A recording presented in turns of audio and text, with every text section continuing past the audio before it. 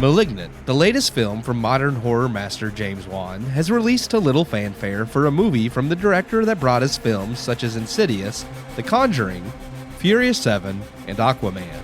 For a director with such high-profile works, why was Malignant released with minimal marketing and hype? The answer is that unlike Wan's previous works, Malignant is not very good. In fact, it's not good at all. Starring Annabelle Wallis as Madison, a woman raised by an adoptive family and stuck in an abusive relationship, when a series of murders begin all revolving around Madison and linking to her being the possible killer.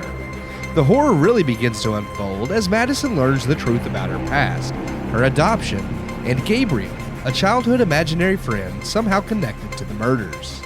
Malignant is an interesting premise to say the least, and is not the story it initially sells itself as. The movie wastes no time in diving into bizarre territory that is almost comedic, if it wasn't also trying to be so serious.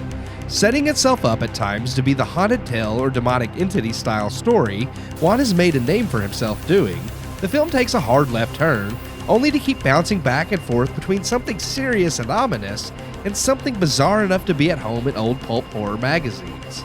In fact, it was this style of horror I had hoped Wan was going for as the movie progressed.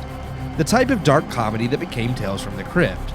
And while the film does offer some completely off-the-wall moments, Wan never goes all in, creating scenes that you aren't sure are supposed to be serious or intentionally goofy. The horror is non-existent throughout the film, which is a shame as Wan is one of the rare directors capable of making actually scary films nowadays. Wan has shown plenty of times in his career that he's fond of camp and pulls it off well in films such as Aquaman. A blend of Wan's campy humor with his horror sensibilities could have made for a modern-day dark comedy that could have been enjoyably bizarre, yet humorous and scary, much like the original Gremlins. Instead, the only time we see Wan go all in is at the film's climax when it's too late to salvage the film.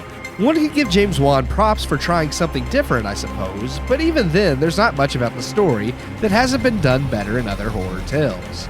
Add poor writing and acting and you have a film that could have been great B-horror schlock, but ends up as a waste of time and potential.